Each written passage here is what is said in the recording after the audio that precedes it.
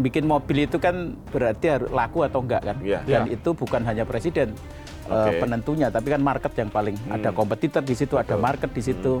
Nah, kira-kira persepsi yang dibentuk di konsumen kita adalah kalau Mopnas ya kira-kira kayak yang dulu-dulu gitu. Brand BUMN kita itu mengalami posisi paling buruk ya di masa 10 tahun Jokowi ya. Karena apa? Karena sebelumnya menurut saya penempatan komisaris di dalam BUMN itu nggak semasif yang 10 tahun terakhir gitu. Saya sangat berharap ketika waktu nulis buku itu tahun lalu, Danantara itu akan mengantar kita ke Indonesia Emas gitu. 2045 kalau memang pengelolanya kayak Temasek. Berarti keputusan Menteri Keuangan untuk tidak membayar utang kereta cepat boleh dong berarti kan? Tepat. Makanya saya heran juga Pak Purbayadi banyak agak koboi tapi bener gitu ya.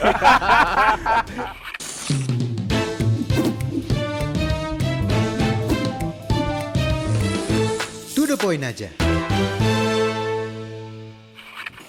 Halo Sobat Cinto, belakangan ini wajah-wajah baru menghiasi BUMN kita. Dimulai dari logo baru, warna baru, bahkan ada yang tampil lebih sederhana.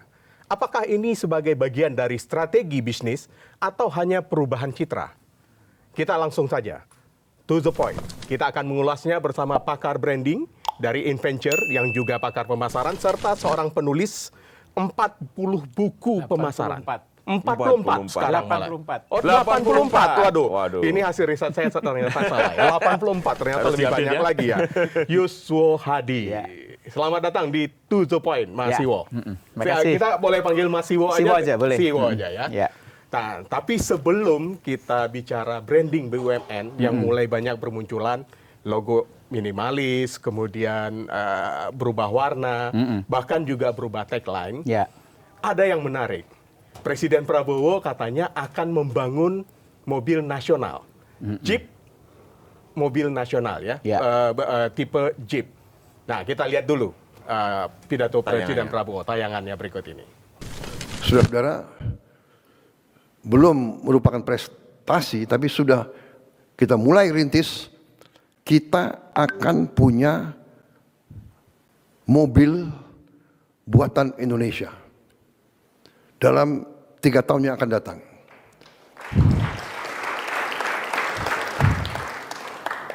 Saya sudah alokasi dana, sudah kita siapkan lahan untuk pabrik-pabriknya, sedang bekerja sekarang tim.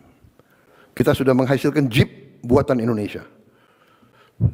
Jadi sekarang pejabat-pejabat kita, perwira-perwira kita bangga, kita tidak pakai Jeep buatan negara lain. Kita pakai Jeep buatan Indonesia sendiri. Komandan-komandan pasukan kita, kalau naik kendaraan, mimpin pasukannya dia bangga, dia pakai Jeep buatan Indonesia. Presidenmu pakai Jeep buatan Indonesia. Ya, tadi jelas pakai Jeep buatan Indonesia. Dari sudut branding, apakah langkah siapkan fasilitas dan kampanye besar-besaran ini cukup membangun kepercayaan publik? Atau jangan-jangan malah menjadi skeptis karena pernah dulu akan ada menghadirkan janji mobil nasional, ternyata sampai akhir jabatan tidak ada. Pandangannya gimana Mas Iwo? Ya, jadi inilah yang disebut kalau di brand ya, saya melihatnya dari aspek marketing, bisnis, dan brand ya. Ada yang namanya brand heritage ya. Brand heritage itu adalah satu warisan image ya, warisan satu citra, warisan satu equity ya, yang kita peroleh dari kumulasi dari berbagai tahun sebelumnya gitu ya.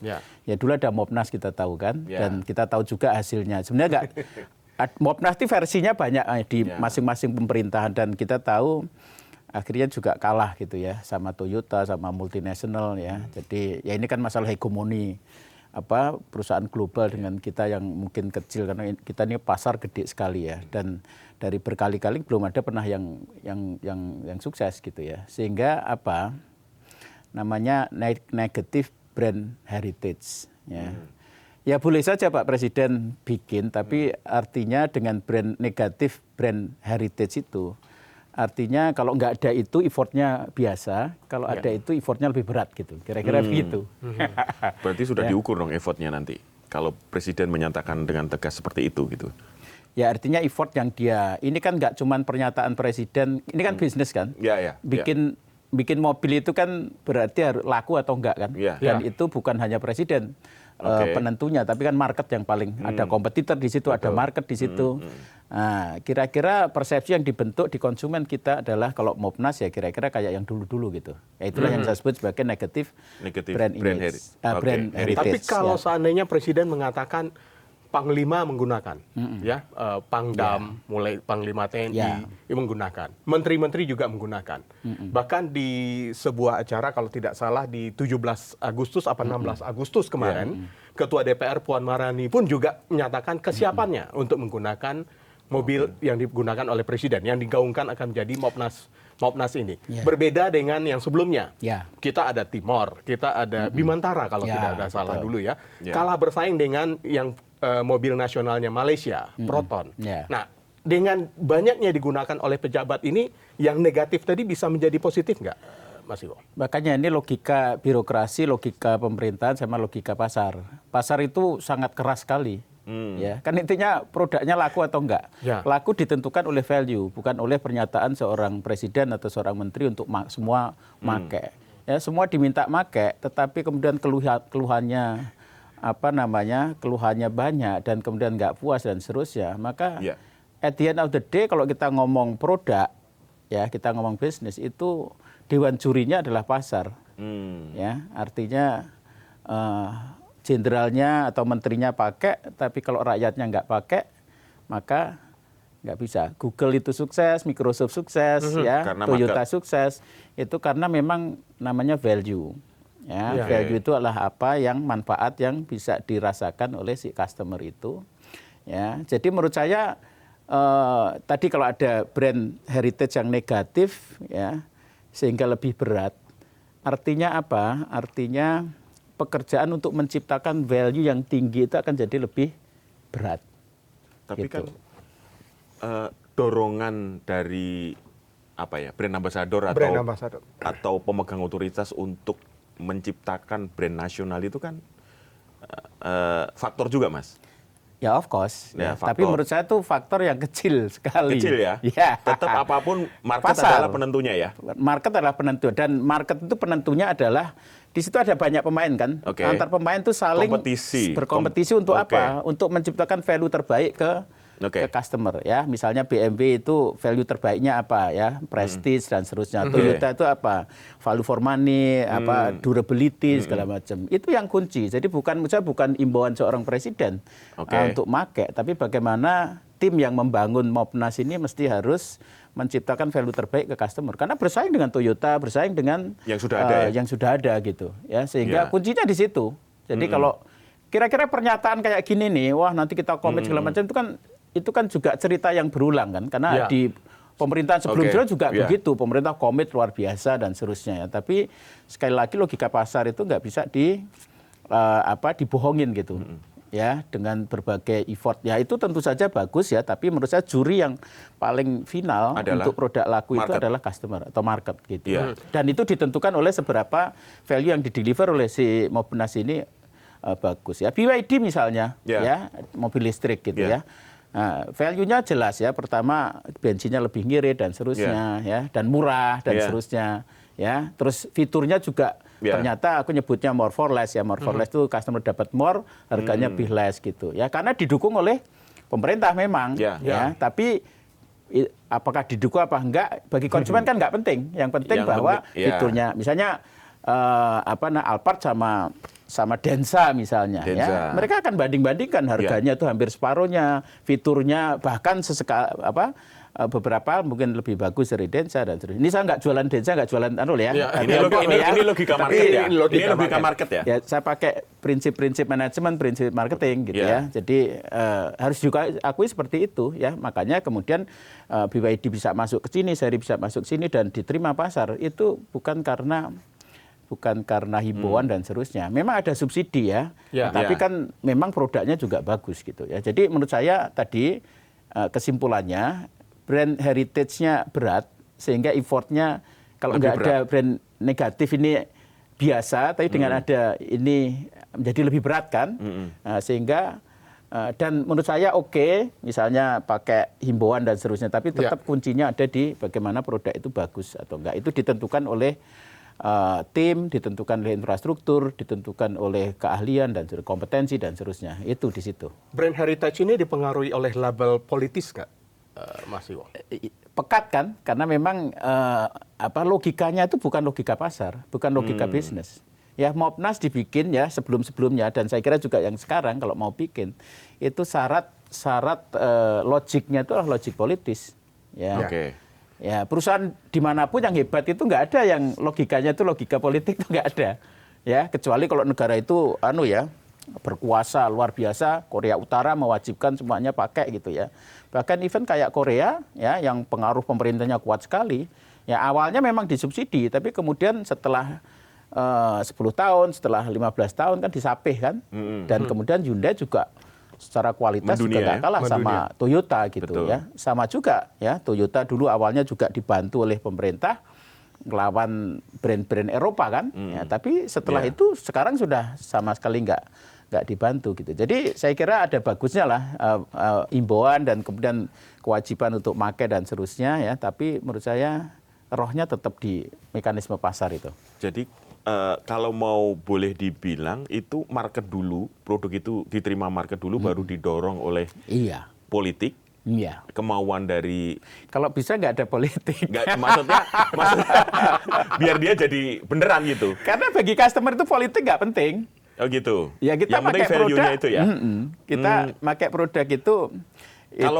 Kalaupun didorong politik jangan kelihatan juga gitu kali. Malah nek bisa begitu. Karena kecenderungannya image yang muncul adalah ketika produk itu didorong oleh politik, itu image yang muncul adalah sudah nggak level playing field. Tapi dengan yang di Korea itu, Hyundai di Korea itu kan ada semacam pemaksaan secara politis di awal. Sebenarnya dukungan sih, bukan pemaksaan. Ya di Jepang juga begitu. Di awal-awal pembentukan awal-awal Toyota ya. Awal-awal Toyota kan urutannya Toyota dulu, kemudian Korea dan sekarang Cina kan. Prosesnya di awal-awal memang begitu. Ya, tetapi ada batasnya dan menurut saya nggak keterlaluan banget gitu. Artinya produknya itu juga memang beneran. Memang lumayan dan improve terus gitu. Artinya tim di balik itu harus kuat. Ya, itu memang kuat gitu. Jadi bukan jadi benalu gitu, terus nempel terus minta subsidi terus, minta wajib pakai terus gitu, nggak begitu. Ya, makanya logika pasar kalau sudah bisnis. Atau jangan-jangan karena label politis inilah yang menggerogoti BUMN kita. Kalau kita beralih ke BUMN liability. Jadi label politik itu membuat perusahaan itu menjadi boleh tadi bergeser ke BUMN, itu menjadi kayak liability, sesuatu yang membebani bukan menjadi satu aset gitu. Gitu. Malah membebani ya? Membebani. Makanya saya mengatakan mestinya BUMN itu juga dibersihkan dari pengaruh-pengaruh politik gitu. Tidak terpengaruh publik dengan adanya perubahan logo, warna menjadi lebih cerah, Jadi kemudian gini ya, lebih minimalis gitu, Mas. Jadi brand itu terbentuk melalui proses akumulasi dan biasanya itu tahunan ya, bahkan puluhan tahun. Ya, bangun brand itu nggak bisa cuman 3 tahun, 2 tahun gitu ya. Dan apa yang sudah dicapai tadi yang saya sebut heritage tadi, ya dari kumulasi yang dia bentuk di persepsi di konsumen dibentuk bertahun-tahun, itu nggak bisa dimentahkan atau dirubah dibalik dengan satu campaign iklan setahun misalnya atau ngerubah logo terus kemudian jadi berbalik, itu enggak. Ya. Jadi ngerubah logo ya atau ngerubah pemimpin atau ngerubah visi ya itu bisa menjadi janji ya. Tapi bagaimana delivery itu akan menentukan nanti brand itu sesungguhnya akan makin bagus atau justru makin jelek. Nah, celakanya kan begitu juga. Ini yang tradisi di kita ya, di BUMN kita ini. Setiap ganti kabinet atau setiap ganti CEO, ya itu selalu terus ganti identitas. Nah, namanya project transformasi.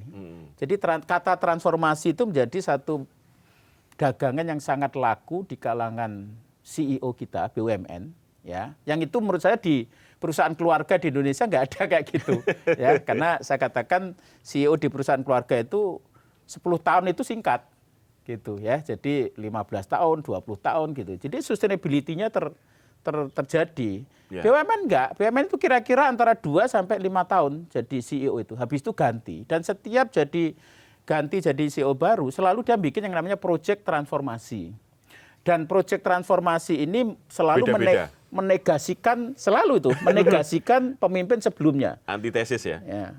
Namanya agensi problem itu. Agensi problem itu adalah ketika seorang pemimpin atau seorang CEO dia pegang kekuasaan dan dia dibatasi 3 tahun, 5 tahun, maka dia akan at all cost dia lakukan agar selama kepemimpinan itu ya value perusahaan meningkat dan seterusnya. Dan itu biasanya dilakukan dengan menafikan, kan selalu bikin narasi mereka. Iya, betul. Ya. Jadi kalau dia melanjutkan CEO lama itu nggak heroik gitu, ya kan kalah gitu, Iya. kalah sama yang sebelumnya gitu. Iya. Ya, makanya yang dia lakukan adalah dia selalu menegasikan yang lama. Yang lama itu ya samalah kayak orde lama, orde baru lah. Iya. Makanya orde baru itu biar bisa naik, caranya gimana? Dia menegasikan orde lama. Orde lama. Itu yang dilakukan oleh CEO BUMN kita tuh selalu kayak begitu. Yang itu nggak terjadi di Perusahaan swasta. terutama perusahaan keluarga ya. Ya, kalau perusahaan profesional mungkin masih ada lah ya kalau di barat ya. Ya. Tapi coba kita lihat kayak Google lah misalnya ya. Itu itu juga sekarang udah berapa? Udah 15 tahun kali ya, udah 10 tahun gitu. Dan smooth gitu. Penggantinya itu smooth. Ya. Jadi nggak ada kemudian kalau kita nggak ceblong-ceblung. Jadi begitu CEO baru muncul, maka agar dia kelihatan, yang dia lakukan adalah menegasikan bahwa yang lalu itu. Celakanya lagi biasanya tim BOD ini itu satu paket. Ya. Jadi yang lama sudah bersih nggak ada. Jadi kalau jelek-jelekin kan nggak ada orangnya. Itu yang terjadi. Dan satu paketnya terkadang sampai komisarisnya juga. Sampai ke komisaris ya. Dan lebih celaka lagi, ini menurut saya brand BUMN kita itu mengalami posisi paling buruk ya di masa 10 tahun Jokowi ya. Karena apa? Karena sebelumnya menurut saya penempatan komisaris di dalam BUMN itu nggak semasif yang 10 tahun terakhir gitu. Ya. Jadi yang terjadi apa ketika komisaris kemudian direksi itu adalah dari partai atau dari relawan partai dan seterusnya. Maka yang terjadi apa? Bayangkan meritokrasi hancur semua sudah. Jadi bayangkan direktur yang dari awal ya meniti GM karir dari awal tiba-tiba kena dari luar gitu. Sehingga dia mikir ini yang terjadi saya lihat di kalangan direksi BUMN itu juga terjadi yang politisasi. Ngapain dia harus bangun kompetensi ketika aku ya masuk ke partai ini atau kenal tokoh partai ini bisa loncat gitu. Ya. Nah, sehingga yang terjadi itu para manajer, para direktur itu juga mulai cari cantolan-cantolan karena apa? Karena penempatan orang di politik ke dalam organisasi. Artinya mereka dipaksa berpolitik. Dipaksa, bukan dikondisikan karena ekosistemnya sangat politis ya, terutama 10 tahun terakhir saya kira. Dan saya takutnya mudah-mudahan ya dengan Pak Prabowo ini enggak, karena menurut saya Danantara itu seharusnya loncatan. Nah, ini sebenarnya ide utama Danantara itu apa? Ya, sebenarnya niru kayak di Temasek, yaitu membersihkan BUMN kita dari anasir politik. Ya kan? Ini kan nanti kan dia lepas betul, bahkan duit APBN nggak masuk ke Danantara. Kalau nggak masuk ke Danantara, ya nggak ada suntikan Garuda. Ya, tapi ini nggak tahu penyakit lagi, nanti Garuda suntik lagi, repot juga kan. Ya. Temasek itu 50 tahun 74 berdiri, itu sangat jarang dia dapat penyertaan dari APBN. Ya, jadi dia itu self financing company. Ya. Jadi dia itu kayak self financing private equity company. Ya, jadi duitnya itu benar-benar ya awalnya dikasih asetnya oleh pemerintah. Oleh pemerintah. Ya. Nah, tapi kemudian dikelola dan selama 50 tahun ya berdiri tahun 74, jadi 10 tahun setelah Singapura merdeka, ya merdeka 65 atau 64. Terus kemudian 74 itu Temasek berdiri, dia dikasih aset itu pampasan dari dari Inggris, ya kan. Nah, dia punya pelabuhan, punya bandara, Singapore Airlines, banking, DBS segala macam, dikelola oleh secara profesional, ya, dan kemudian self financing, Jadi udah nggak minta lagi ke anu. Nah, kalau nggak minta berarti apa? Ya kan Mandiri. pengaruh politiknya kan nggak boleh masuk gitu. Ya, betul. Jadi selama 50 tahun itu Temasek itu bisa memisahkan antara politik dengan bisnis logika. Makanya saya bilang kenapa BUMN kita itu karut-marut. Ya, sebenarnya ada dua sebabnya. Yang pertama adalah menggabungkan fungsi sosial sama fungsi bisnis. Ya. Jadi maunya kalau Dua-duanya. istilahnya Pak Erik itu ambidexter. Ya, bahkan di zaman Pak Erik justru di push ya, kita harus berperan ambidexter. Menurut saya root dari problem BUMN adalah menyatukan antara bisnis sama sosial. Ya. Makanya Danantara ini tujuannya adalah untuk memisahkan betul. Harusnya aset yang ada di Danantara itu sudah terbebas dari kewajiban pelayanan publik harusnya. Ya, PSO karena kalau ya. dicampur, ya itu yang jadi masalah. Jadi nanti bisnisnya kalau misalnya wah kok rugi gitu, ya kan ngurusi pelayanan publik gitu. Itu Nanti- untuk alasan. Nanti dapat PMN lagi ya. Ya, kemudian dapat PMN lagi gitu. Itu kan begitu Ya. modusnya selama ini. Nah, itu yang pertama. Ya. Yang kedua adalah Oke. tadi itu, ya patronase politik. Jadi Nah. ketika ada direktur, ketika ada kepentingan kabinet, kepentingan parpol atau kepentingan politik DPR itu masuk ke dalam BUMN, ya. Tambah Apalagi ruwet lagi. menempatkan komisaris di situ, menempatkan direksi di situ, maka Tambah ruwet itulah lagi. awal dari GCG itu ancur-ancuran, gitu. Kalau kita membandingkan, ini kan kalau menempatkan BUMN sebagai medan distribusi rente dan patronase Ya. politik, ini kan sudah dimulai sejak dari Betul. zaman Orde Baru, Betul.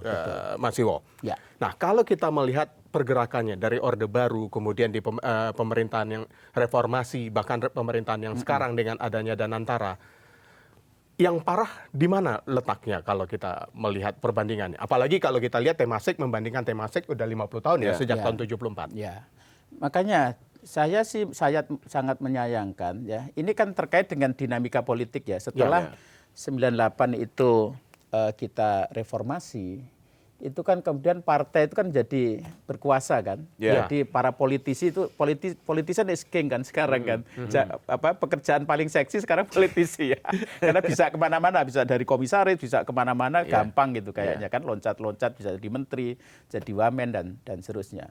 Dan ketika ya sebelumnya sih enggak, di zaman SBY itu penempatan atau intervensi politik itu ke Ada, dalam tapi BUMN tidak itu. masif. Nah, di zaman Jokowi 10 tahun terakhir ini menurut saya yang sangat mengkhawatirkan adalah penempatan yang paling simpel adalah penempatan komisaris itu atau direksi itu di dalam tubuh BUMN secara nyata itu ya, karena sebelumnya enggak seperti itu. Meskipun komisaris independen. Iya. Iya. Sebelumnya tidak separah itu ya, sebelum 10 tahun Iya. belakangan di masa Iya. Jokowi. Ya, terus sekarang ini kan para Dikembalikan kalau yang bantu presiden itu Relawan. bantu relawan, Relawan. itu, ya, ketika relawan itu yang Dapat. dia nggak punya kompetensi apa-apa di bidang governance, Ditaruh di di bidang bagaimana menjadi komisaris atau menjadi direksi, Ya. ya itu kemudian masuk di situ. Itulah awal dari bagaimana bisnis like tadi itu semua dengan pertimbangan di Temasek itu, ya eksekutif komite itu sama sekali nggak ada pertimbangan politik. Semua meningkatkan value perusahaan itu semua itu adalah profesional. Dan yang menarik saya barusan baru tahu, Iya. ya stafnya Temasek itu hampir 50%, sekitar 40-45% itu orang asing itu, bukan orang Singaporean itu. Artinya apa? Artinya karena orientasi dia itu kan ke global, kan? Dia punya 13 kantor di 9 negara, ya di 5 benua, dan ketika menuntut itu nggak mesti orang-orang ini kan rame nih direksi Garuda gitu, yang asing itu udah bingung gitu. Kalau Temasek itu 45% kira-kira itu stafnya itu termasuk manajemen segala macam itu adalah orang asing. Ya. Jadi mengenyampingkan imbalan politik dalam tanda petik itu dan tadi. bahkan nasionalisme gitu, Ya. ya demi untuk kan mekanismenya kan simpel, itu duitnya negara ditaruh dikelola oleh Temasek, kemudian mekanisme untuk balik ke negara kan dari hasil investasi, dividen segala itu. Jadi bukan operasinya ikut-ikutan gitu. Yang bikin rusak itu karena pemerintah birokrasi nggak mungkin bisa bisnis. Itu sudah pemerintah pasti itu sudah nggak mungkin bisa bisnis. Dengan menempatkan asing di situ, nasionalismenya ada di mana, Mas Iwo? Ya, makanya kalau pertimbangan bisnis itu nggak ada nasionalisme. Tapi kan nasionalisme adalah ketika dividen itu menghasilkan banyak, terus kemudian diserahkan kepada negara, dan itu kan untuk kemakmuran. Ya. Kan? Jadi logikanya ya logika duit, bukan logika bahwa CEO-nya harus orang Indonesia. Saya kira itu lebih substansi ya, dengan dividen besar untuk masuk ke pemerintah, dipakai untuk kegiatan yang tadi itu. Sosial. Pemerintah itu sosial fungsinya. Bukan bisnis ya? Bukan bisnis. Kalau dia mau berbisnis, udah pasti. Karena apa? Karena nature-nya birokrasi, nature itu beda gitu ya. Politik. Sosial, entitas sosial dengan entitas bisnis itu sesuatu yang beda, nggak bisa dicampur. Ya, maunya dapat semua. Tapi nggak dapat semua. Tapi ujungnya nggak dapat semua. Gitu. Ya. Artinya gagasan untuk menempatkan orang asing sebagai pimpinan di BUMN itu yang disampaikan Presiden ya? Ya. Itu masuk akal dong berarti. Saya kira kalau sekali lagi logika bisnis itu intinya adalah peningkatan value dari perusahaan. Jadi bukan kalau yang lain tapi lebih bodoh ya nggak benar. Maksudnya ngambil. Jadi Temasek kok saya katakan 45% itu bukan orang Singaporean, ya artinya tuh meritokrasi gitu. Ya artinya dipilih bukan sok-sokan profesional, bukan sok-sokan juga asing itu enggak. Artinya yang 45 itu diambilnya logikanya atau kriterianya adalah kriteria meritokrasi. Jadi bukan pertimbangan nasionalisme, enggak nasionalisme. Bisnis enggak ada nasionalisme. Makanya saya katakan kalau kaitan ke operation itu kesampingkan nasionalisme. Nasionalisme adalah dalam bentuk bahwa pemerintah itu naruh duit, punya aset dikelola oleh Danantara ini, terus menghasilkan duit yang kemudian diserahkan ke pemerintah, terus dikembalikan dan untuk kegiatan nasionalisme tadi itu bangun sekolah, bangun rumah sakit, untuk menjalankan program-program pemerintah. Itu lebih substansial ketimbang CEO-nya mesti harus orang Indonesia semua, begitu. Gitu. Andaikan ini pertanyaannya, andaikan BUMN kita itu dikelola dengan baik 10 tahun yang lalu. Gitu. Kira-kira dari brand-brand besar yang kita punya itu apakah sudah selevel dengan yang lain-lain gitu?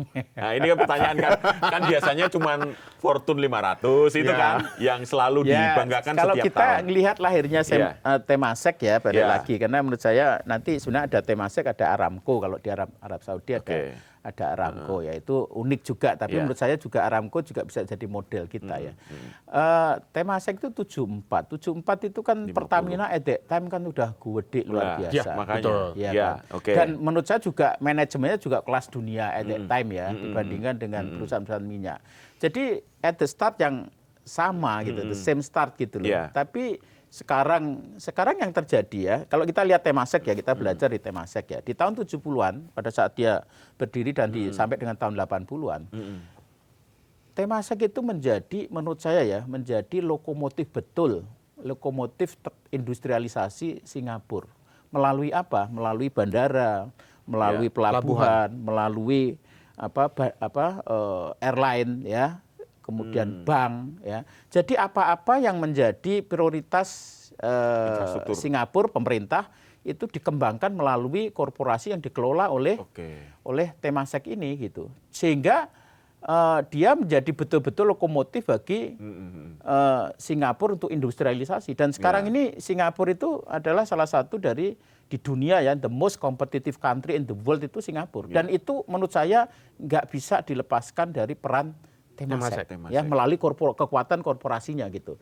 Nah, at that time ya namanya bandara, namanya pelabuhan, ya, namanya telco, ya, bank, itu kan memang menjadi prioritas pembangunan Singapura at that time gitu. Makanya sekarang begitu Singapura sudah menghadapi challenge yang ke depan yang baru, ada AI, kemudian ada life science lah, mereka bergeser ke situ. Portofolio investasinya itu disesuaikan dengan prioritas negara gitu. Nah, tapi tetap dengan logika bisnis gitu loh. Logikanya dan memang sekarang yang namanya AI, yang namanya life science, yang namanya biotech itu ya memang di bisnis juga lagi boom gitu ya. Jadi bukan juga hanya murni karena faktor negara gitu. Ya, ini memang agak radikal sih. Ya, menempatkan Danantara atau BUMN kita itu lepas itu ya dari negara itu agak radikal. Tapi percaya saya sejauh Danantara itu masih dibebankan sosial, ya. Kalau Temasek itu gimana dia di samping tadi ya yang dividen tadi itu ya, dia ada namanya Temasek Foundation. Jadi semua kegiatan yang sifatnya untuk negara itu di-pool di Temasek Foundation. Dan ini manajemennya kayak terpisah dari yang sini gitu. Jadi ini betul-betul sudah punya otoritas penuh untuk bisnis gitu loh. Jadi semua yang ada di stakeholder yang ada berada di holdingnya Temasek itu hanya benar-benar bisnis dan bagaimana menghasilkan uang, value, menghasilkan dividen, sehingga dividen itulah baru kembali ke negara. Jadi bentuk nasionalisme adalah pemberian dividen. Ya. Menurut saya itu lebih substansi ketimbang mesti harus semua merah putih gitu loh. Ya. Kalau kita lihat, kalau kita lihat saat ini Mas Iwo ya, BUMN itu kan kerap menjadi ruang abu-abu ya, di mana antara adanya kepentingan akuntabilitas politik publik dengan kepentingan publik. Ya. Itu kan selalu menjadi abu-abu. Ya. Dan mana yang kita perlihatkan juga bahwa pengawasan juga lemah. Ya. Nah, dengan adanya Danantara ini, jika kita membandingkan dengan Temasek yang di Singapura, apakah Danantara ini bisa mewujudkan mimpinya Presiden Prabowo? Saya dulu sempat ya dengar Pak Erik ya, tapi nggak tahu terus ide ini jadi kabur lagi ya. Jadi kan ada Kementerian BUMN, ada Danantara. Ya. Harusnya yang Danantara itu betul-betul yang murni bisnis. Kemudian portofolio bisnis BUMN yang sifatnya layanan publik itu ada di Kementerian BUMN. Yang sekarang menjadi Badan Penyelenggara BUMN, Betul. BP BUMN. Ya, itu harus dipisahkan atau bahkan masuk sepenuhnya di gitu dulu kan ada namanya Perum, ada Jawatan, ada PT gitu ya. Nah, karena kalau ini sejauh ini terus digabungkan ya, itu yang saya katakan ambidexter itu, terus ketambahan patronase politik itu yang bikin perusahaan plat merah ini jadi ancur-ancuran. Ya. Jadi mestinya bagus ya ketika Danantara itu dipisah, fully private equity company ya, yang self financing tadi itu. Terus kemudian ada yang bagian yang memang public services ya, itu dikelola seperti oleh Temasek Foundation gitu ya. Ya karena kebetulan Singapura itu kan yang layanan publiknya itu kan agak bisa nyambung sama bisnis ya.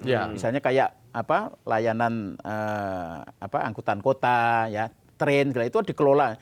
Kita ini kan yang yang layanan sosial yang bawah-bawah itu kan yang nggak bisa dibisniskan itu kan banyak. Sehingga menurut saya kayak Jawatan itu yang dulu ada Jawatan itu mestinya relevan gitu. Jadi yang betul-betul dipisahkan yang heavy di sosial itu dikelola oleh, dan mindsetnya sosial ya. Mindsetnya sosial. Duitnya dari mana? Duitnya dari yang cross subsidi tadi. Duitnya dari sini gitu. Kalau sosial suruh bisnis ya nggak bisa. Bisnis suruh sosial ya nggak bisa. Makanya itu kalau di Temasek sudah dipisah betul. Ada Temasek Foundation itu. Gitu. Jadi ada garis merahnya garis pemisah yang kalau dicampur-campur itu yang bikin problem banyak hal itu di situ. Berarti keputusan Menteri Keuangan untuk tidak membayar utang kereta cepat boleh dong berarti kan? Tepat. Makanya saya heran juga Pak Purbaya ini banyak agak koboi tapi benar gitu ya. Meskipun itu yang berutang adalah karena ini konsep di awalnya adalah B2B, business to business, berarti antara PT Kereta Api atau KAI dengan korporasi di Cina, artinya sudah. Coba bayangkan ya, kalau tiap kali ada masalah terus pemerintah nyuntik, yang terjadi dari sisi corporate culture apa? Ya enakan, mereka ngapain repot-repot gitu. Iya. Itu pengaruh ke culture. Ya, sehingga saya mau jadi direksinya kalau kayak gitu. Direksi dan kemudian culture gitu. Artinya kan kita bisnis nggak usah survival dong, enak-enak aja. Nanti tiap kali disuntik negara. Itu dampaknya sangat substantif, sangat fundamental itu. Ya, ketika kita itu punya the last resort pemerintah, nanti begitu jatuh pasti akan dikasih duit gitu. Makanya coba sekarang enggak gitu. Pasti akan seru, dan kuncinya perusahaan-perusahaan kayak Jarum, kayak Mayora, kayak Kalbe itu survival. Mereka itu nggak pernah mikir enak-enak itu nggak ada. Karena perubahan lingkungan bisnis itu berubah terus sehingga mereka itu paranoid gitu. Wah besok bangkrut. Mikirnya kayak gitu terus. Jadi nggak ada the last resort itu nggak ada. Itulah yang menyebabkan swasta itu, apakah Jarum, apakah Mayora, apakah Astra itu mikirnya eksekutifnya kayak gitu terus gitu. Makanya duit diirit-irit luar biasa. Dan di BUMN duit dia ceceh gitu ya. Iya, karena royal bagi Tentiem sama bonus. Ya karena duitnya ada terus kan. Iya, jadi nggak ada perjuangan. Nggak ada perjuangan. Kalau swasta itu duit betul-betul Harus nggak hidup ada. sendiri. Kita survival. Kalau kita nggak survival kita akan mati. Sudah begitu. Atau apakah ini juga bisa terpengaruh karena masa jabatan mereka yang tadi masih Betul. gua katakan 2 sampai 5 tahun. Betul. Jadi akhirnya mereka berpikir begitu ganti pemerintahan, begitu ganti Jadi ada yang dua megang, sebenarnya ya, yang siklus terjadi terus di BUMN. Yang pertama adalah siklus ganti kabinet itu 5 tahun sekali. Ya, kalau beruntung 10 tahun sekali. Ya. Ya, 5 tahun sekali. Ya. Setiap ganti presiden itu orientasi, ini karena pengaruh politik tadi. Ya. Orientasi di dalam organisasi BUMN itu berubah semua. Dan masa transisinya itu biayanya mahal. Jadi nek presiden baru kira-kira patronnya siapa, terus kemudian Ganti nanti semua. arah garis kebijakan. Ya misalnya contoh gini lah paling gampangnya. BUMN karya. Ya, sekarang ini kan keleleran nggak keluar. Jebol semua itu. jebol semua. Kenapa? Karena di zaman Pak Jokowi itu dipus ya luar biasa, kinerjanya luar biasa, seolah-olah luar biasa ya, nggak tahu bener nggak. Tapi begitu sekarang prioritas ke pangan dan energi, seolah-olah itu terus jadi nggak dibiarin gitu. Iya. Ya, sehingga kemudian BUMN karya ini juga kayak nggak jadi rising star lagi gitu, karena prioritasnya bergeser gitu. Jadi tiap ganti presiden terjadi pergeseran Perubahan visi. visi, orientasi, ya. Ya. Priority. Terus kemudian ditambah lagi ganti CEO. Ya. Ya, ketika ganti CEO, selalu CEO itu begitu masuk, dia langsung bikin visi baru, bikin misi baru, terus transformasi, dikasih nama ini, nama itu gitu. Terus dia kemudian selalu ini ya kayak orde lama orde baru. Ya. Ini kita orde baru yang kemarin itu sudah oke, tapi ya belum oke, kita mesti baru lebih kenceng lagi.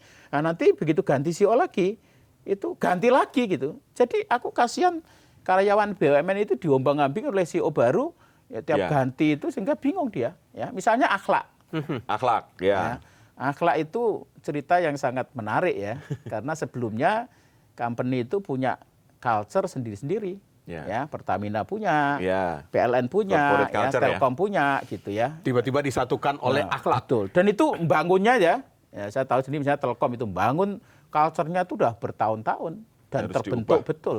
Terus tiba-tiba kemudian diganti semua akhlak gitu. Saya nggak bisa bayangkan bagaimana culture itu sesuatu yang tumbuh secara organik di dalam organisasi. Ya, ini Ya. penting ini. Terus tiba-tiba dipaksa untuk nyatu gitu. Saya nggak kebayang gitu. Culture-nya Pertamina digabung sama Telkom, digabung sama PLN gitu ya. Nah, itu jadi satu gitu. Ya. Terus begitu sudah selesai, ya akhlak sekarang aku nggak tahu arahnya kemana.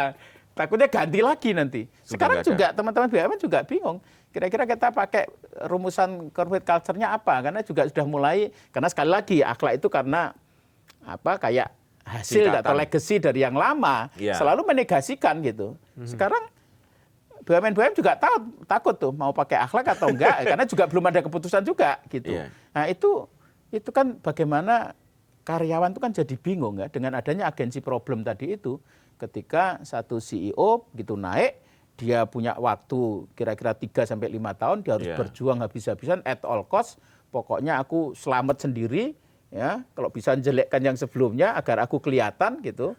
Nah, dan kemudian setelah dia selesai, kinerjanya bagus, dia naik ke BUMN yang lebih bagus lagi, selamat dia. Itu kayak begitu siklus itu. Itu yang membuat kemudian BUMN itu kayak diaduk-aduk ya, nggak keluar anunya. Berarti nanti tagline-nya yang cocok transformasi tiada henti. Jadi transformasi terus, Pak.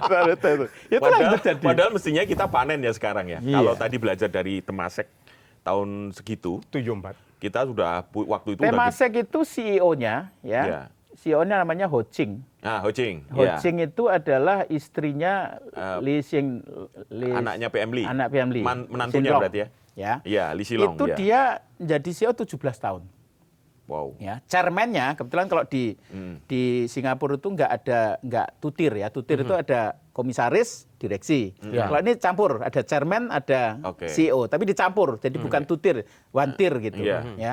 Itu chairman-nya itu 12 tahun, ya. Si Ho Ching itu 17 tahun. 12 tahun. Ya.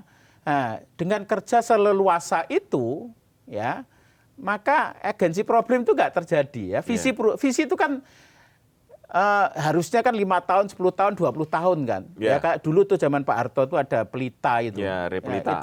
Itu ya di tengah mungkin Pak Harto tuh ya banyak lemahnya ya, tapi menurut saya Pelita itu hebat itu. Ya, karena kita punya visi 25 tahun, 30 tahun dan itu dia loh, per 5 tahun itu terus loh, di track terus loh. Ya, betul. Sekarang yang terjadi tiap CEO punya program sendiri ya, 3 tahun ke depan, 5 tahun ke depan, begitu ganti lagi dan itu beda sama sekali ya, sehingga sustainability ini agak berat. Itu yang nggak terjadi di perusahaan kayak Sumarekon, kayak Jarum, kayak Mayora, kayak Kalbe. Mereka long term ya. Ya tadi itu bedanya BRI Mandiri dengan BCA misalnya. BCA itu long term dan BCA itu nggak ada yang wah heboh gitu transformasi apa. Anunya tuh pelan-pelan. Yang CEO-nya itu terus kok. Pak Yahya itu terus kok. Waduh, terus begitu dia baru sudah nggak jadi CEO jadi komisaris gitu. Ya, gimana itu capaian-capaian itu ditata secara pelan-pelan ya, konsisten sehingga juga kena krisis juga nggak gampang kena krisis gitu. Jadi secara ininya fundamentalnya sangat kuat. Makanya saya lihatnya BUMN itu fundamentalnya nggak akan pernah kuat karena ceblung-ceblung tadi. Ganti-ganti, transformasi lagi, temanya beda ini, beda lagi, gitu terus. Nah, apakah karena di Indonesia ini untuk menghapus oligarki itu sulit, Mas? Ya, ini mungkin sehingga menciptakan kekuatan ekonomi baru terus gitu. Kajian politik ya, aku nggak ngerti. Tapi menurut saya iya. Jadi aku nggak tahu apakah karena kita ini kekerabatan itu terlalu dekat sehingga enak nggak enak segala macam. Yang itu kalau di saya juga nggak ngerti juga ya, Singapura itu kok bisa kayak gitu ya. Jadi, tapi kan kalau bicara kekerabatan, ya tadi menantunya Perdana Menteri, 17 Ho-Ching tahun. itu istrinya Perdana Menteri, 17 tahun. 17 tahun. Tapi ketika dia menjadi CEO, itu kemudian baju politiknya hilang sama sekali. Jadi semua keputusan dia dilandasi oleh pertimbangan value creation, bukan pertimbangan perkoncoan atau pertimbangan bahkan karena pemerintahnya sendiri nggak ikut campur ya di dalam arah perusahaan ya. Di sana itu Menteri Keuangan kan, jadi nggak ada Menteri BUMN. Ya pemiliknya itu pengampunya Kementerian Keuangan dan Perdagangan Perindustrian. Itu dia nggak campur tangan di dalam operasi. Ya kasih arah gedean ya sama kehadiran si eksekutif komite itu. Padahal kalau di sini Ho-Ching itu bisa jadi Perdana Menteri atau jadi Presiden itu. Ya kan? Sebenarnya juga kekurangan dia tuh istrinya Perdana Menteri makanya. kok. Kurang apa sama kan? Tapi yang jadi Perdana Menteri Menteri Keuangan sekarang kan. Artinya ya memang benar-benar dipisahin gitu gitu. Bukan masalah anunya kan kalau dia kita kan ngomong kalau keluarga itu pasti nggak bener gitu. Betul. Tapi sebenarnya juga nggak juga gitu. Dia istrinya Perdana Menteri kok. Tapi kan dia profesional, background-nya juga profesional. Ya banyak di executive committee itu yang mantan politisi juga. Tapi ketika dia masuk ke dalam Temasek itu kemudian logika bisnis yang dipakai, tidak lagi logika politik. Artinya dengan Danantara kemungkinan akan terjadi perubahan itu ya? Nah ini ya, saya tuh kadang-kadang misalnya begini ya. Misalnya aku awalnya mikir ya, Kementerian BUMN itu kan mestinya kan regulator ya sama kayak OJK sama BI ya kan. Nah, terus Danantara itu pelakunya gitu. Nah, tapi kemudian begitu dengar CEO-nya Danantara menjadi menteri bukan menteri ya sekarang ya. BP Danantara BUMN. Saya jadi mikir ini kan harusnya kan antara regulator sama pelaku kan harusnya dipisahin kan. Betul. Ya tapi kalau disatukan ya aku nggak ngerti logikanya gimana. Makanya kadang-kadang kita ini nggak ngerti logikanya kok bolak-balik ya. Saya nggak tahu karena nggak ngerti atau karena memang disengaja. Ya ini yang menyebabkan kita ini kan problem di GCG semua. Ya tata kelolanya itu kan nggak benar. Nah, tapi mungkin GCG itu memang nggak benar karena memang disengaja karena pertimbangan politik tadi itu, campur tadi itu ya. Makanya secara ide saya kebetulan nulis buku ya. Tahun lalu itu mengenai judulnya Eleven Learns Flamenco. Ya, waktu itu Danantara belum ada, tapi Road to Danantara. Jadi saya sudah sangat optimis bahwa ini dengan Danantara dipisahkan ya, sudah nggak ada penyertaan pemerintah, terus kemudian intervensi politisi ke dalam Danantara juga akan makin kecil. itu kan kayak saya terus membayangkan, wah ini Temasek atau Aramco gitu. Aramco itu perusahaan paling profitable di dunia. Apple aja kalah. Ya, perusahaan paling profit di dunia itu Aramco, perusahaan minyaknya Arab Saudi. Ya, nah kalau Temasek ini multi business portfolio, kalau Aramco memang basisnya minyak, tapi kekuatannya raksasa luar biasa. Dia menjadi kayak apa namanya, Temasek jadi alat transformasi negara. Karena 85% ekspornya Arab Saudi itu dari Aramco. Pendapatan itu 90% dari Aramco. Jadi dia itu menjadi mesin transformasi negara, bukan. Jadi transformasi Aramco otomatis transformasinya Arab Saudi. Makanya 2030 itu dia perannya besar sekali. Visi 2030. Visi 2030 itu kan mau keluar dari minyak. Iya, betul. Ya, itu penggeraknya adalah Aramco. Singapura itu Temasek. Ya. Saya sangat berharap ketika waktu nulis buku itu tahun lalu, Danantara itu akan mengantar kita ke Indonesia Emas gitu. 2045. 2045 kalau memang pengelolaannya kayak Temasek gitu. Saya sangat berharap Danantara seperti itu gitu ya. Cuman ya sinyal-sinyal awal ini kayaknya kok waduh. Ya agak pesimis dengan mungkin pelan-pelan Mas, pelan-pelan. Betul sih, karena memang melepaskan politik yang sudah sangat kental, yang nyampur. Itu memang tidak mudah ya. Kalau pengamatan kita ya. Jadi kan masalahnya itu kan sesuatu kompetitif atau enggak, bagus atau enggak, itu kan masalah kecepatan sebenarnya. Jadi okelah misalnya Danantara ini enggak bisa cepat, tapi at least ngarahnya ke sana itu udah menurut saya sudah alhamdulillah. Sudah cukup melegakan ya Pak. At least muncul pemikiran bahwa BUMN itu dikelola business like gitu ya, tidak kecampuran politik, tidak kecampuran sosial tadi. Jadi sosial itu menurut saya mesti harus tegas nggak boleh ambidexter, itu saya nggak setuju. Ambidexter itu dua peran BUMN itu sebagai bisnis sama sebagai sosial. Nah ini menarik ketika dikaitkan dengan era geopolitik dan perang dagang. Pak Prabowo ini kan sangat aktif di level global. Kan kalau dalam negosiasi dengan negara lain kan mesti ada misi dagang. Dan biasanya kan misalnya Trump membawa Boeing gitu kan, nanti MBS membawa Aramco. Terus kita bawa apa nih? Nah kira-kira gitu loh. Kan pasti akan terjadi di situ. Dan itu kalau kita lihat itu bertemunya antara kepentingan negara dengan bisnis gitu ya. Misalnya TikTok kenapa diserang di Amerika. Terus kemudian Huawei sampai CEO-nya ditangkap gitu kan. Karena sangat mengancam Amerika gitu. Nah, gimana ini kalau nanti? Ya, jadi mestinya Danantara akan menjadi simbol kekuatan kan, kekuatan nasional kan. Untuk diplomasi. Untuk diplomasi gitu. Jadi kita ini kan kalau di dunia kan intinya kamu punya duit berapa gitu. Dan ternyata setelah dikonsolidasi ya aset Danantara ini kan luar biasa dan kita kan nggak tahu nomor berapa, 3 atau 4 atau 5 di dunia kan.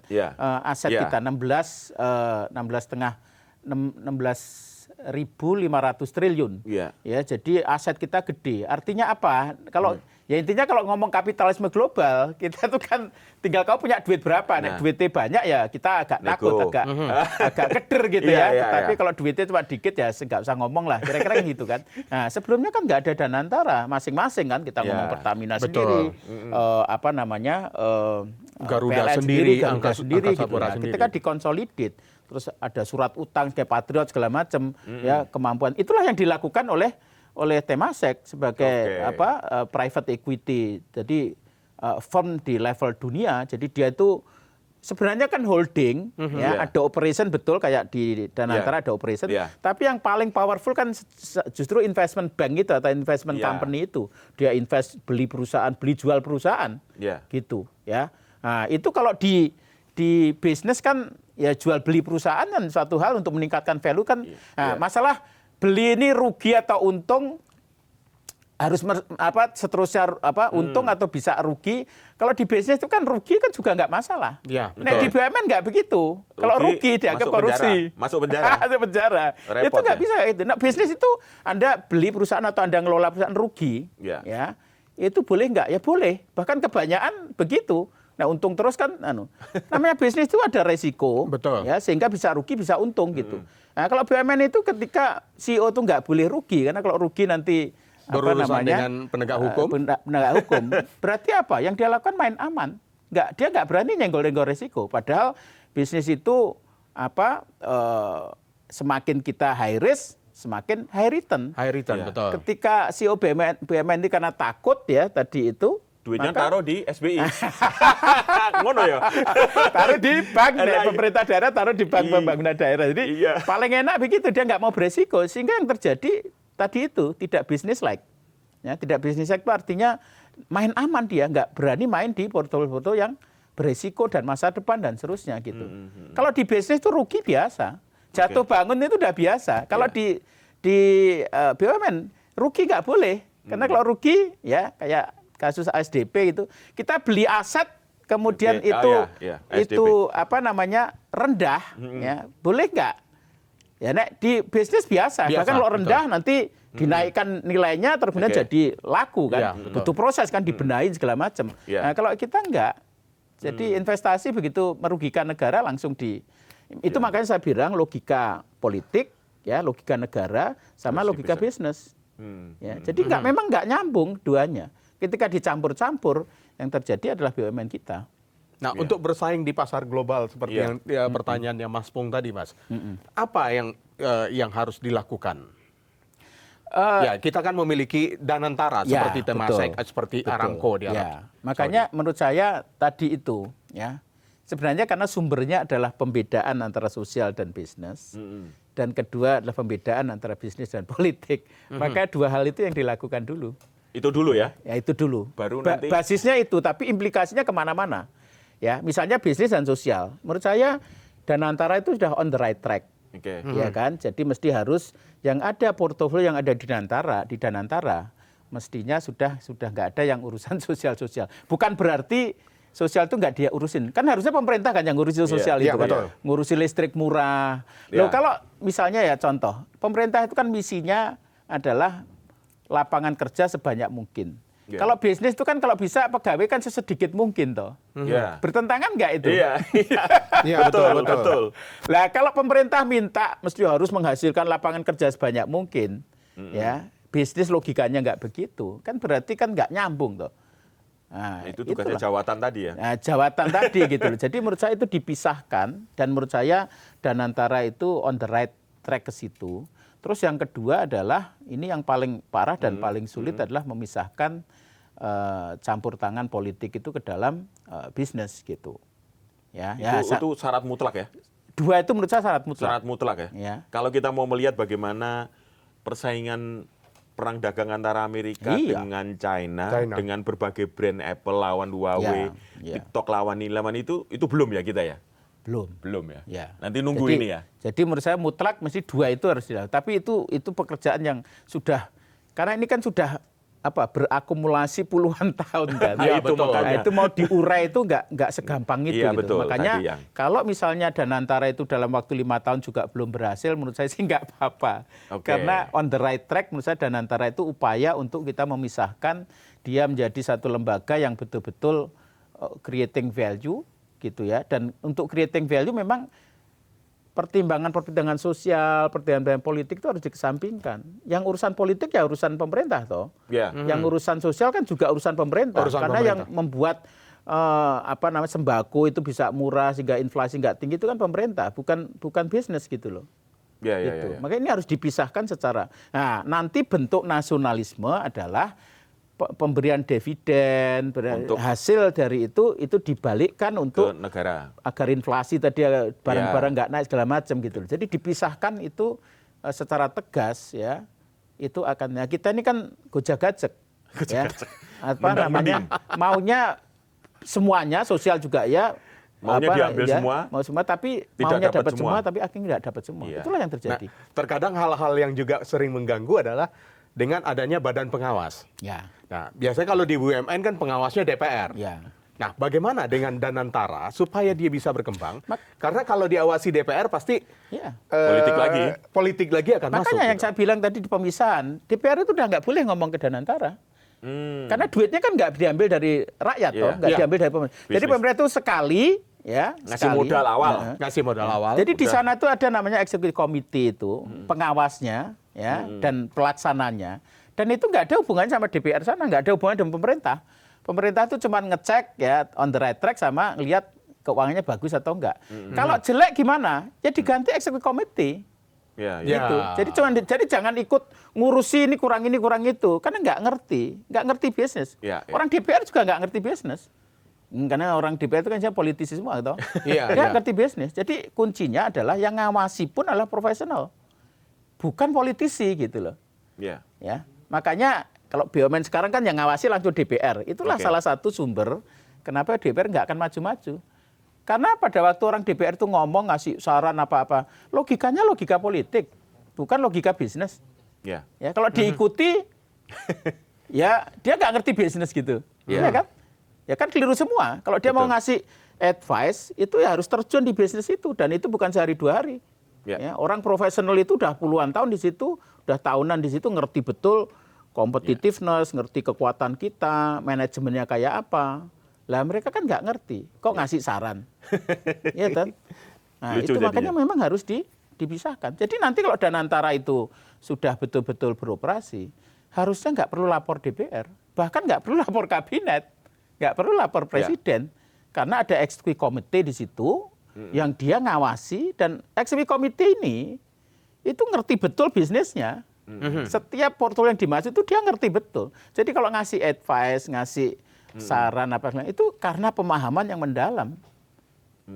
Nek politisi, nek presiden, menteri kan nggak ngerti.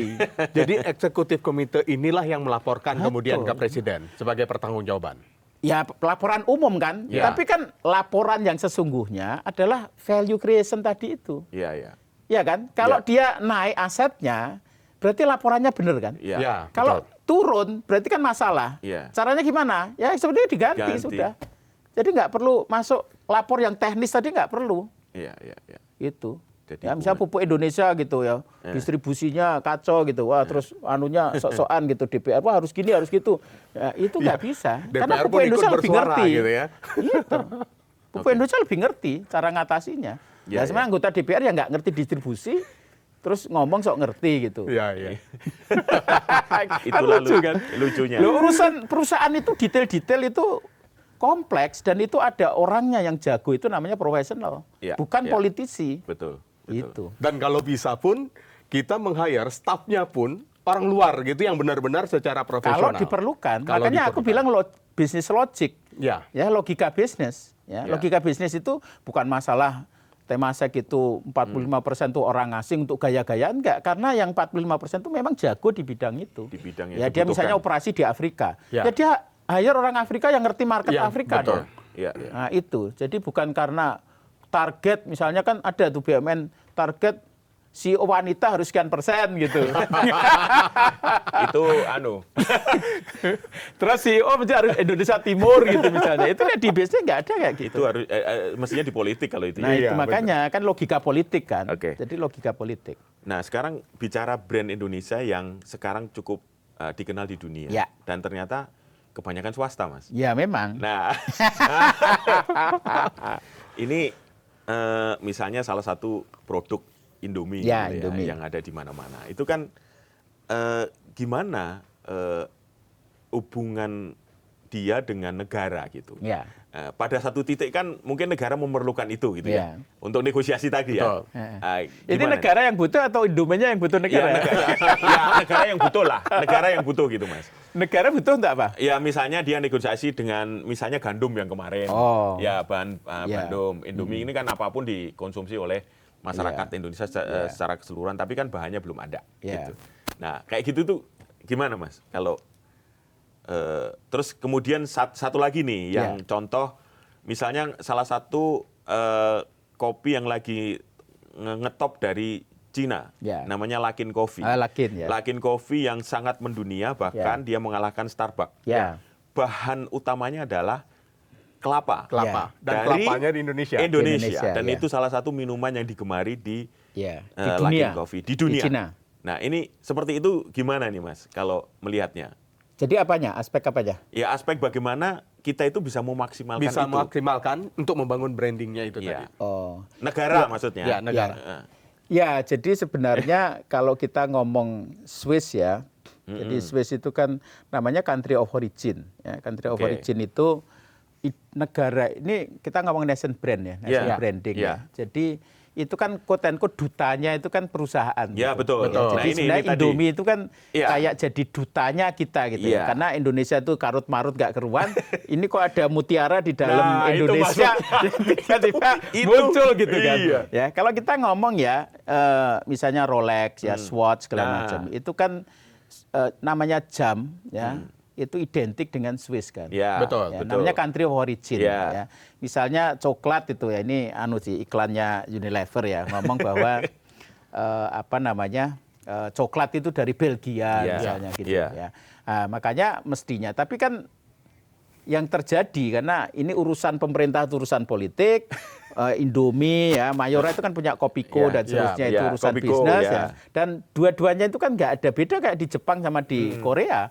Mereka pemerintah dengan asosiasi pengusaha itu sangat intimate gitu ya, saling butuh. Kita ini kan nggak bisa campur kayak minyak sama air karena mindsetnya sudah beda. Bahkan kalau orang bisnis itu mengatakan orang pemerintah tuh ngerepotin bisnis gitu. Justru yang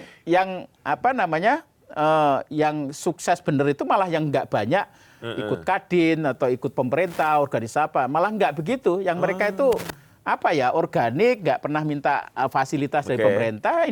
Indofood ya, Indomie ya, atau Kopiko itu mereka bangun distribusi, dia bangun produk R&D, bangun channel di Filipina, di Polandia ya, di Nigeria ya, Indomie di Nigeria atau di Arab itu dia sendiri nggak ada insentif dari pemerintah itu nggak ada gitu. Makanya kalau pemerintah mau minta Indomie jadi untuk ngangkat brandnya Indonesia ya mungkin agak malu juga ya, nggak kasih apa-apa kok minta itu tiba-tiba minta gitu ya.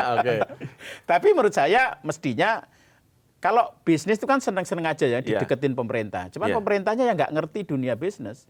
Jadi nggak ngelihat bahwa Indomie itu, aku nggak tahu, nggak ada menteri yang ngomong bahwa Indomie atau Kopiko misalnya ya atau Alfamart yang sudah punya 2.000 outlet di Filipina itu bisa menjadi ambasador bagi nation brand gitu. Nggak ada yang ngeh di pemerintahan kita tuh nggak ada yang ngeh gitu. Nah kalau Indomie nggak ada yang datengin orang pemerintah minta bantuan untuk bagaimana ini bisa jadi image nasional, ya Indominya yang diam-diam aja kan. Masa nawar-nawarin diri.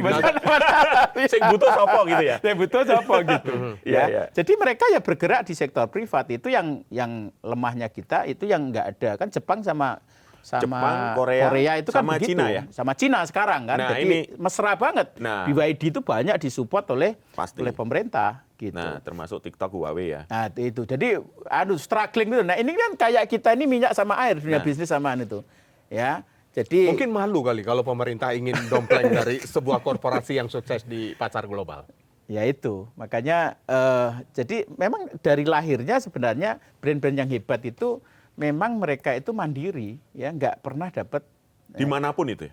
Nggak di Indonesia, di Indonesia. Dan mereka yang sukses itu biasanya memang ya itu, mohon maaf ya, quote and quote image yang muncul naik berurusan dengan pemerintah itu ribet gitu, ya bulat gitu.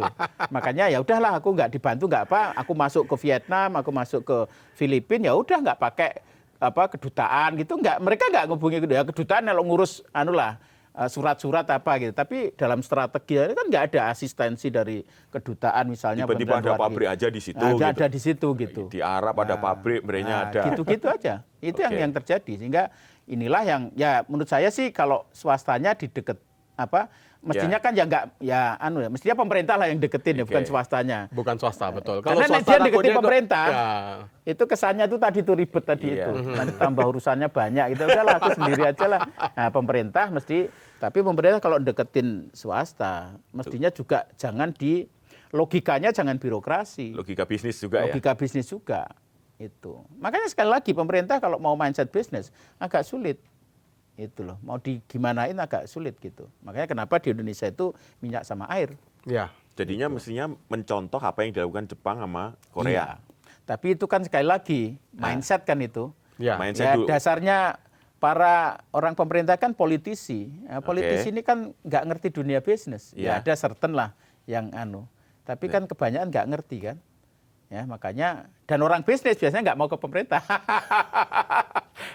Orang bisnis ya duitnya udah banyak, pemerintah tambah urusan ini macam-macam gitu. Daripada ruwet, daripada rumit gitu ya. Tapi kan di tempat lain bisa, Mas. Kayak di Jepang itu bisa ternyata ya. Menurut saya karena faktor Uniqlo culture. Ya, dan betul. brand-brand Jepang yang Betul. di mana-mana itu kan national brand mereka. Iya, betul. Menurut saya karena faktor culture, faktor macam-macam. Culture tuh. ya? Iya.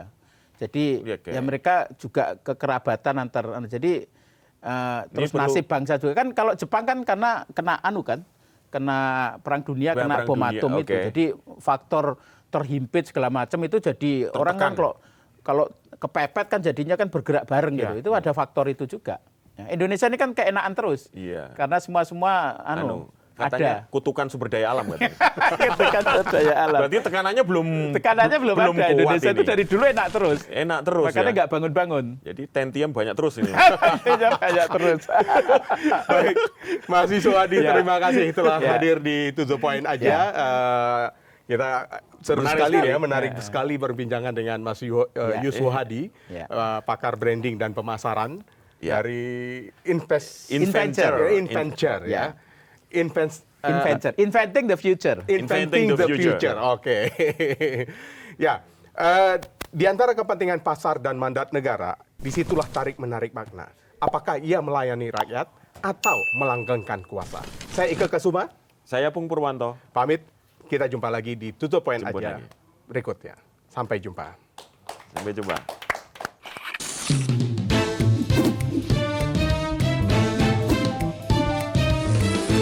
To the point aja.